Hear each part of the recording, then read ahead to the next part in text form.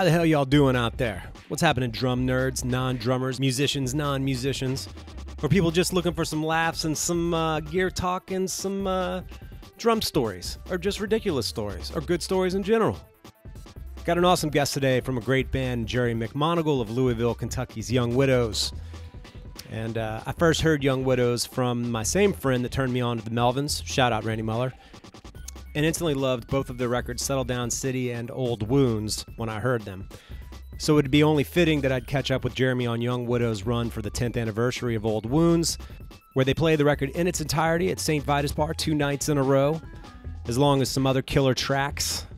But we got a pretty sweet rooftop hang-in and talked about Young Widows' new record, Decayed, 10 Years of Cities, Wounds, Lightness, and Pain. We talked a little bit about the record, Old Wounds, and the bizarre process of recording the record with Kurt Ballou, how he got the last-minute gig with the Young Widows, his experience with orchestral percussion, which was a pleasant surprise, how Nirvana was a game-changer for him, the trials and tribulations of fatherhood and dads yelling at the TV during football games, navigating the disparate worlds of orchestral percussion versus punk rock, the evolution of Young Widows gear, Ludwig drums, and more. And if you've heard this podcast before, you might know about my sponsor, New Orleans Record Press. First independently owned and operated full-scale vinyl press facility in the city. You can get all the packaging, mastering, coloring, patterns, printing options, as well as real-time quotes and a faster turnaround than most in the industry while it lasts, y'all. So go on over to NewOrleansRecordPress.com and tell them Crash Bang Boom sent you. Get up on some vinyl. If you're printing physical copies of your project, might as well be some vinyl, y'all. So without further ado, here we go. Jeremy McMonigle, Young Widows, Crash Bang Boom! Crowds go mad with joy.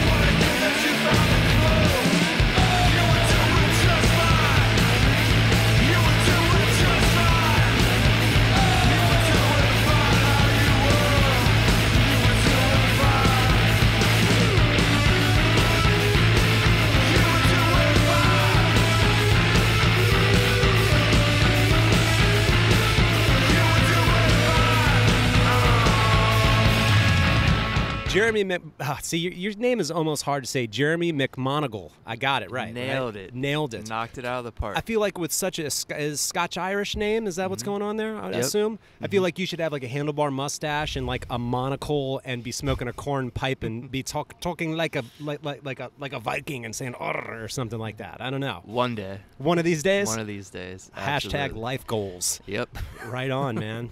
Well, it's good catching up with you, man. I've been a fan of your band for, I guess it's about, you've been in them, with them now for 10 years. That band, of course, being Young Widows. We'll talk about how you got into that band. But I'm digging this new record as well.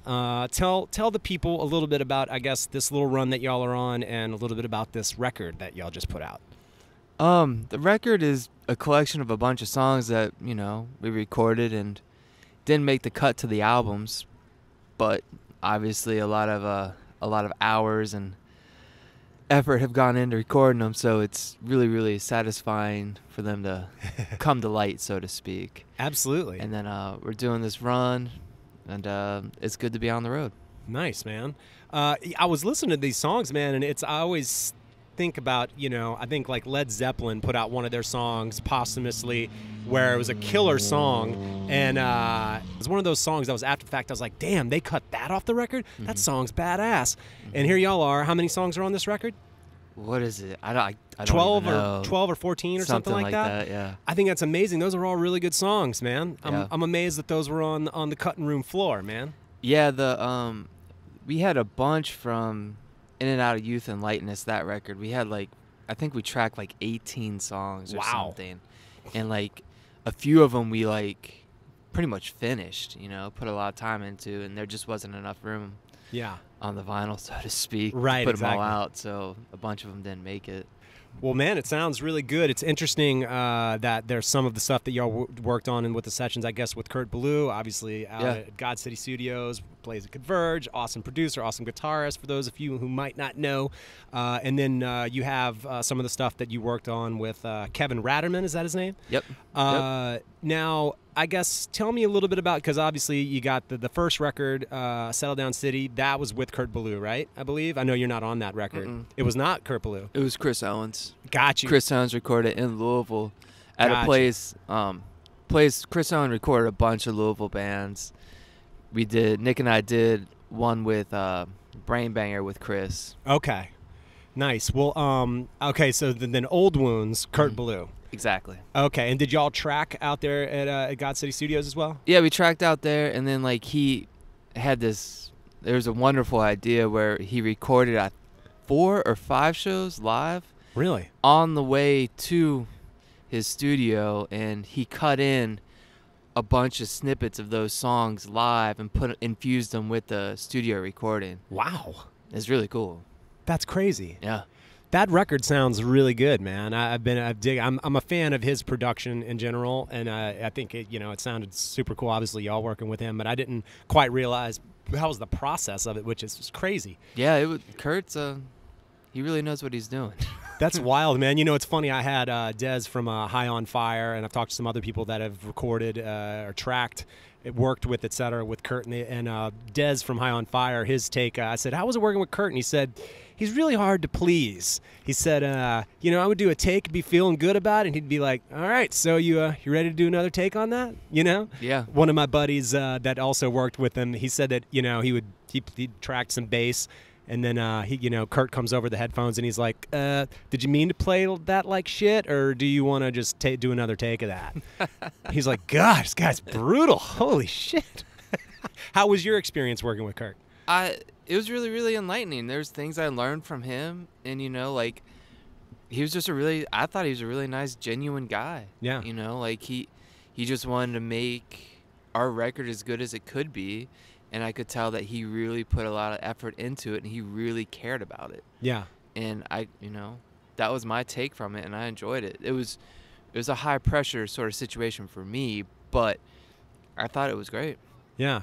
Well, I high pressure for a number of reasons, I guess. The way that you began working with Young Widows for that record, tell me a little bit about how that came about and how you started working with him around that time. Yeah, the pressure I was speaking of came because I was playing in a band with Nick called Brain Banger, and we've been playing for a while. And then Jeff, the original drummer in Young Widows, couldn't do half of a 2-week tour, and I filled in. They asked me to be in the band, and so after that tour, we roughly had 3 weeks together before going to God City. Wow. And I was working a job. I was working third shift at Target. Oh, man. And so Nick and Evan, they bring it up every once in a while. We had a couple 6:30 in the morning practice sessions just because we had to. Oh, my God. So it was rough because we didn't have that much time. And then I went to go on a 4-week orchestra tour that I already booked, and it was it was good money, so I couldn't back out of it. I had to do it. Yeah. So I did that tour, got back, and had 3 weeks before we had to go to Boston. Wow. And we recorded shows along the way. I think we recorded 4 or 5. Yeah. It was an awesome trip, but it was sort of stressful because, there wasn't much time. It's not like I could sit with a drum set. Yeah. And play, really work your and shit out. Work my stuff out. Yeah. I didn't really have that opportunity since we hit the road. Right. So, and that's the type of drummer I am. I like to play a lot on my own to work through things, and I didn't really have that opportunity. Yeah. So that's the pressure I'm meaning of, but it worked out. That's crazy, man. And you mentioned orchestral playing. Do you come from an orchestral background? You read music? Did you study it and do the whole thing? Yeah. I'm sort of a child of both worlds, is how I usually say it. Yeah. I started playing music because I loved watching Nirvana play, and I loved how Dave Grohl played drums. Comes up all the time on this podcast. As it should. Yeah. As it should. And then but in high school I studied. I did music in high school, drumline, all that, and fell in love with it so much I went to college and studied with orchestral percussionists in the Cincinnati area, top-notch players. And so I have a bachelor's of arts in classical percussion. No shit. And I've never stopped. when I moved to Louisville, I sort of cut my ties in that world a big way, but through that orchestra tour I mentioned earlier, I met my wife, who is a musician. Oh. And she got a job at U of L working in the music department. So I've slowly have put myself back into that world, which I'm thankful for. And now I'm a private instructor. So I have 35 students. Yeah. I'd say about half of them are like sort of band driven, I guess you could say. Uh-huh. So I'm constantly trying to keep up, Right. It's interesting, having studied a good bit, not worked so much in the symphonic world myself, but definitely some of the academia, whether it's just more centered around like drum set playing specifically. But it is two very different worlds, like you mentioned, a child of both worlds, because they really are two disparate worlds in that. I think especially in the sort of orchestral and symphonic realm, you predominantly have people that are super efficient at reenacting or playing previously written music, and you have to be so strong with your sight reading, and it can be sort of a rigid, almost militant like discipline, whereas opposed to playing with Young Widows, it's like you're punk rock now, you know? It's two totally different worlds. It's Absolutely. crazy to me. Of all the drummers that I've spoken to, you're the only one that has any kind of symphonic background, which is wild. Obviously, Young Widows has evolved its sound over the years, but certainly a totally different world. Absolutely. Oh, man. I don't get bored. Yeah, right? It's like two different parts of your brain. Mm-hmm. When did you start playing drum set, I guess? 8th grade. Right on. So, I didn't start super early. Yeah. It was like my 8th grade, yeah. Right on. Towards the end. And that was that in the 90s or something when you saw Nirvana? Yeah, that was in the 90s. So, that was what, 94? 91 is when Nevermind came out. Yeah, I was late in the game. Kurt Cobain, he was either just dead or going to be just dead when I really got into it. Right. So In Utero era. Yeah. Yeah. So that's sort of when I was, I really fell in love with it. So I'd say I got my drums in 94, I think, maybe 95. Yeah. And what, I guess, led you to playing any kind of percussion in the first place? If you started out more in the symphonic realm, what led you to that in the first place prior to the drum set? I going through high school, the only thing, I loved history, and I knew I wanted to go to college. Yeah. But in my senior year, I was like, I love music too much to not do this. So my high school instructor put me in contact with the percussion director at NKU, Northern Kentucky, right across the river from Cincinnati, where I grew up. Okay. And that was that. I did an audition. The guy at NKU, his name's Scott Lang. He really liked my technique. He was like, I'll take you. Really? Yeah. That's wild. Now, what music were you listening to prior to Nirvana kind of blowing your mind and making you want to play more drum set stuff? Not really. Before I got drums, I wasn't really, there was no real music I latched onto, really. That's interesting. It was sort of when I was about in 7th grade, that's when I sort of discovered music in a big way. And wow. I, by contrast, one of my first memories, period, was when my mother brought me to the Jazz Fest in New Orleans, and I saw Dr. John, and I remember seeing people reacting to it and not understanding what was going on, but I was transfixed by whatever, was in the molecular realm that was affecting people. And shortly thereafter, I got my first Ozzy and Motley Crue record. So then I was talking to kids first, second grade, where I was like, hey, what music are you into? And none of the kids had any answers. But I was obsessed with it then, and it's never stopped. I was one of those kids then. I was one of those kids who were probably I have no idea what you're talking about. That's amazing. Mm-hmm. Wow, life is strange. My parents weren't musical at all. Right. My grandmother, she played piano, but that wasn't even something I remember all that well. So yeah. Did your parents play music in the house? Was music on in the house? Not really. Was the television on? Yeah. See, I've talked to people, so it's usually one of the two. It's not usually silence, right? No. So if it's not music, generally it's the television. So you were one of those kids. I was the opposite. I had music on constantly. My mom, she liked music. She was a big Pink Floyd, Steely Dan That's what I'm talking about. What's the other one? Moody Blues. She loves Right. the Moody Blues. But like, and she would play music, but it wasn't all the time. The TV Yeah. was definitely on more than music Interesting. was. So when I was young, I mean, we didn't really listen to music all that much. Right. You know? Wow, you're blowing my mind, man. That's Mm-hmm. amazing. Well, so taking it back to, I guess, Young Widows, or actually a little bit prior to that, did you at all know of or see Breathe or Resist, the previous band with Nick and Evan? Yeah, I was, you know, I met Nick, what, in 2003, 2004? So, yeah, went to plenty of Breather shows. Really? Yeah. I found out about them after the fact. I was a little bit late, like figuring out even Botch, who always kind of reminds me of, I guess Breathe or Resist reminds me a little bit of that kind of Botch school of kind of, you know, syncopated, heavy hardcore, you know, post-hardcore, whatever. There's so many subgenre tags you can attach to it. But a killer band. That's cool that you got to see them. Did you get to see them playing with any other bands around that time? And this was in Kentucky, right? Yeah, I moved to Louisville in 2005. Okay. The year I moved to New York. So yeah, I was there. I was roommates with Nick, actually, Nick and our buddy Pat. Oh, that's wild. So we lived together for what, 3 years, I think, or a couple. I can't remember. A couple. And I remember, I would go see Breather shows all the time. That's cool, man. So you were a fan of, I guess, that's some of that scene that was percolating. And it's so strange, man, because I've lived in 3 places, Louisiana, New York, and for a couple of summers when my parents were divorced, back in the days when you could put your 4-year-old son on a plane and just ship him off, my dad would send me from Louisiana to Kentucky, and I lived outside of Louisville. You know, ZZ Top has that song LaGrange. I don't know if you know where LaGrange, Kentucky is. Yeah. So I lived out there, out in the country, out in a little shack out in the hills every summer. Wow. And it was a strange.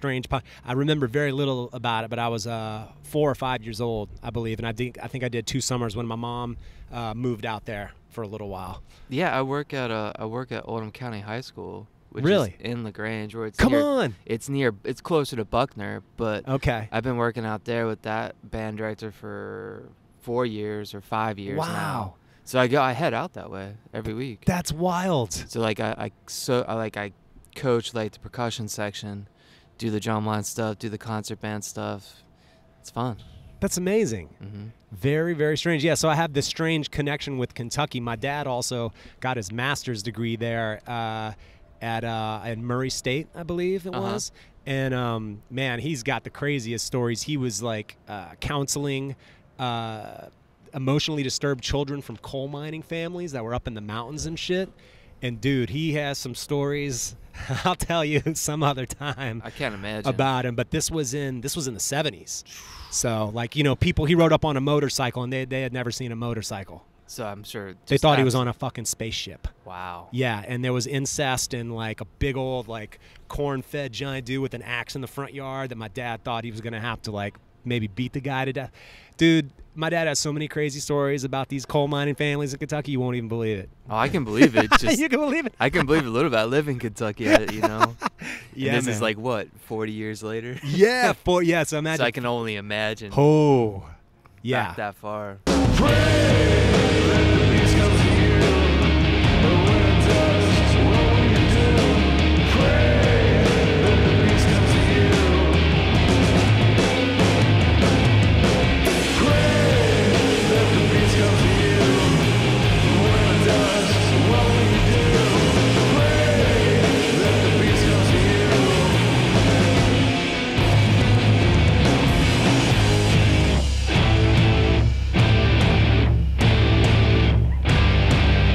Flash forward, man. You're playing with Young Widows. Y'all do Old Wounds. I guess let's take it forward because it's one of those things that I think is interesting, and I talk about it a good bit on the podcast with bands that have been fortunate enough to put out a few records, and it's kind of always a tough thing, I think, to retain some of your sound while evolving, you know? Mm-hmm. And I think some bands can do it, some bands can't. I think your band has done it.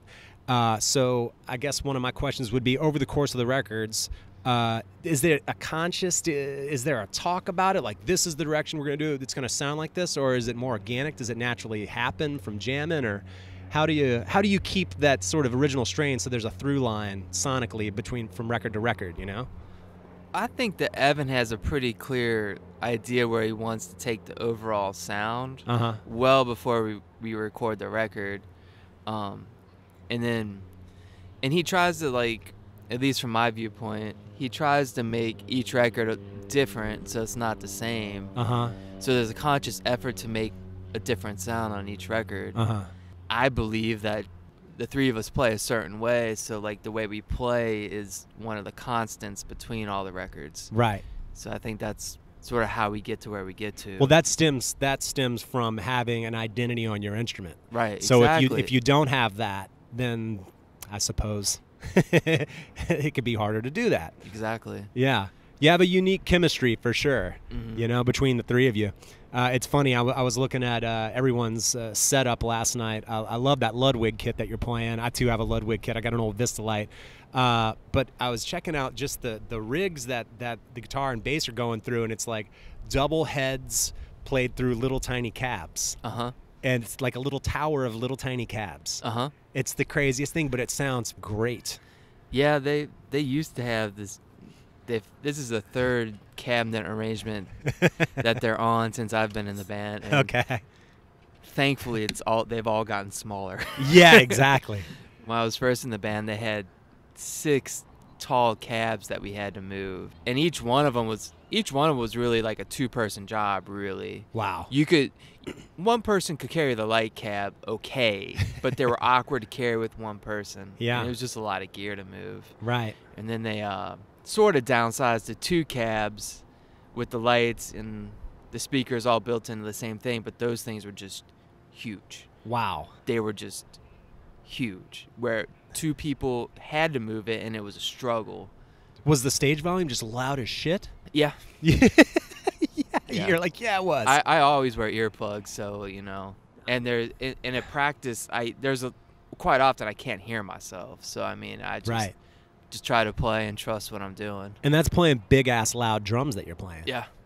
Speaking of which, the drum set you're playing now, is that the kit that you've always had? Always had. That kit came from Stan from Lords. Right on. Yeah, was it 14, 16, 18, 24-inch bass, 22 or 24-inch bass drum? 24-inch kick. Yeah. A 15-inch rack tom. 15, odd. Okay, I looked at it. I was like, that looks bigger than a 14. All right. It is. It's a 15, 16, and 18. Wow. Wow. They're beat up. They're beat to hell. Yeah, I saw cracks in the wrap on it. Yeah, I mean they're beat to hell. The 16 doesn't match the. Actually, I don't even know if any of them match. I think the 15 and the kick drum, I think they match. But okay. The 18, I don't know if it matches. And that's Evan's 16 that he's just let me use all these years. Oh, that's hilarious. Nice. So I think the only ones that match are the 15 and the kick. Nice. What snare drum are you playing?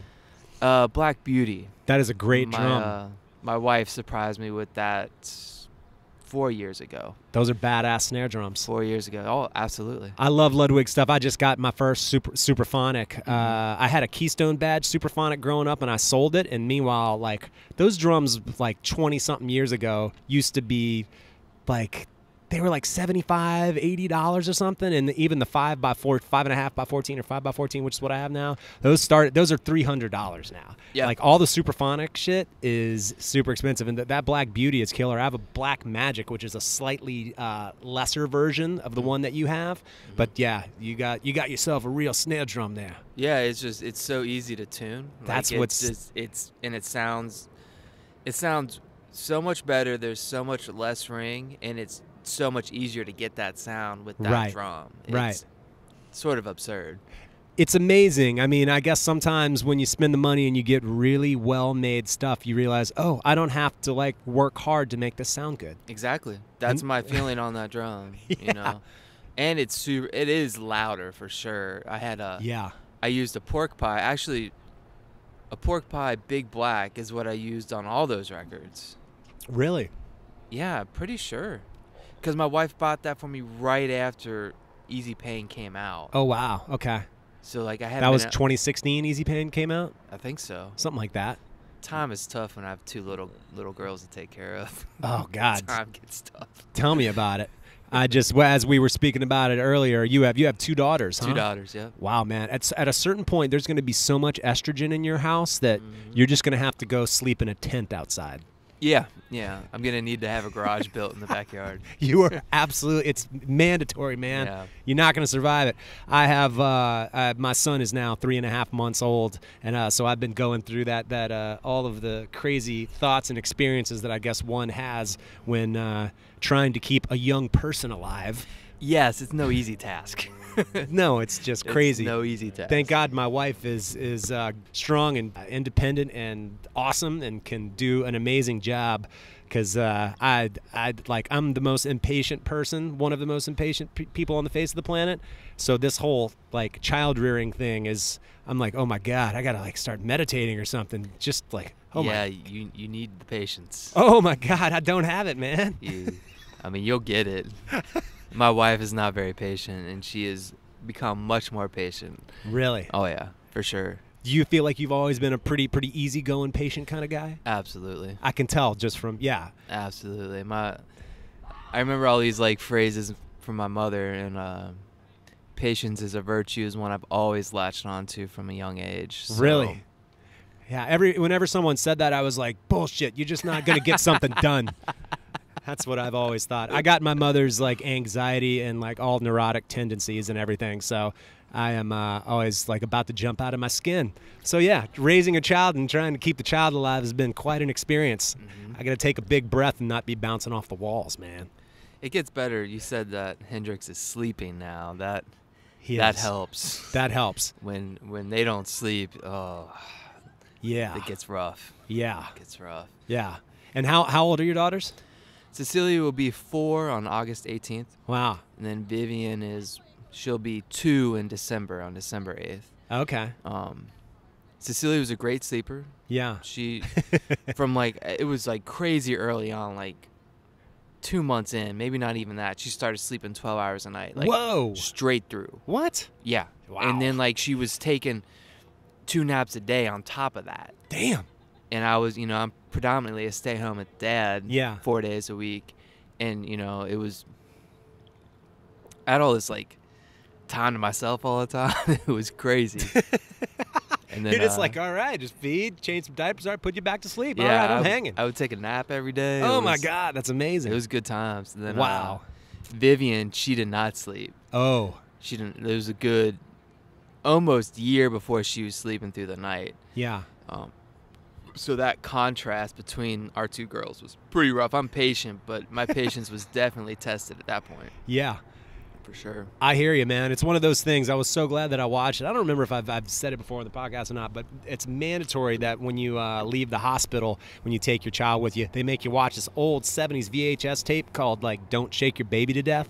Yep. And I remember watching it, and I was like, whatever. You're like, what am I? And then sure enough, at some point when they're screaming and you can't let them stop, my first instinct was to be like, why can't you shake them? Why can't you stop sleeping? And I was like, oh, I watched the video, so I know not to shake my baby to death. There's a reason they show that.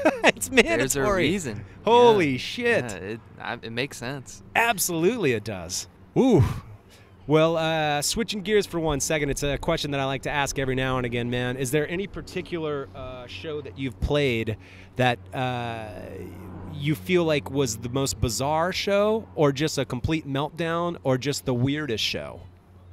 I would say probably the weirdest show I've ever done with Young Widows was there was a show in Atlanta where there wasn't very many people there, and we might have been, as a band, stressed out about something, or I don't know. We basically jammed one song for like 25 minutes. Just like, did you talk song. About it? No, didn't talk about it. It just happened. It just happened. I think we talked about that's what we were going to do, and then we ended up doing it. I think it might have been Swamped. Oh, wow, that's a cool song. But, I mean, we just jammed for 20 minutes. Really? Yeah, and that was the set. That's probably one of the weirdest shows I can think of off the top of my head. Damn. That's pretty damn bizarre, man. So going forward, y'all just put this record out. Y'all doing a little run of shows. Are there more shows that y'all are going to try to do this year? Are y'all going back to the studio? And if so, are y'all going to record in Kentucky? Stay in Kentucky? I mean, we've worked a little bit on new material over the last couple years. Nothing concrete has come of it. Yeah. I want to do another record. Yeah. I think that's the idea.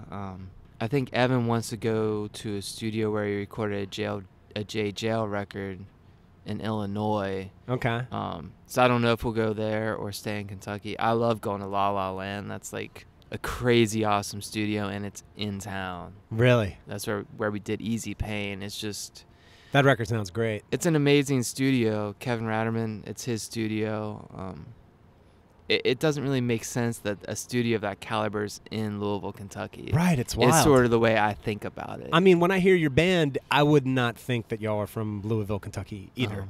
I would think like Chicago, you know, or something like that. I don't know, maybe that's my like Jesus Lizard thing, you know. Speaking of which, how would you describe, I think one of the most accurate descriptions I feel like is sort of like a dark psych garagey thing as more recently. Do you, when people ask you, you know, and I'm sure they do, what do you say? Did you just say it's a rock band? Make it easy. Yeah, I mean, I try to make it easy as possible. I'm just like, it's a loud, weird rock band, you know. Yeah. You know. Yeah. Well, man, the NFL season is upon us. Are you a Bengals fan? Yes. Oh, that's a tough. It's always tough for you, man. It's tough, and the Reds are pretty terrible right now too. So oh wow, no one to root for. I mean, I stick with my Cincinnati teams. It's sort of a way to stay connected to home. I hear you. And I mean, I grew up like watching my dad yell and scream at Bengals games at the TV. Oh, so it's like, yeah, that's me with Saints games. So, and now I do it. Well, yeah. The Saints, you guys have won one though. Like right. that's yeah, you got a pretty hard road as of late. Yeah. Bengals fan. Jesus. Yeah. That's funny. Right on. Well, Jeremy, it was fun talking to you, man. It's good to just come up here. I'm glad we got a little rooftop view, getting a little sunset, man. Looking at this crazy city that somehow functions and isn't spiraling into chaos 24/7. Mm-hmm. But hey, man, I'm looking forward to seeing y'all play tonight. Thank you, Jody. It's going to be some loud amps, some loud drums, and the whole nine. Yes, sir. All right, brother. Yes, have sir. a good one. You too. All right, everybody, thanks for tuning in, and thanks to Jeremy for catching up with me. I know he had a lot of stuff going on, and it was awesome for him to take a few minutes to chat with your boy. Lots of cool stories and lots of good insight into the processes of that band, and I am a fan. They are the evolved noise rock band, if there ever was one, and I just dig the hell out of them. So in any case, thanks for tuning in. Keep your eyes and ears open for the next round. They'll be coming around the bend every week. Every Monday. Check it out, y'all. Here we go. Crash, bang, boom.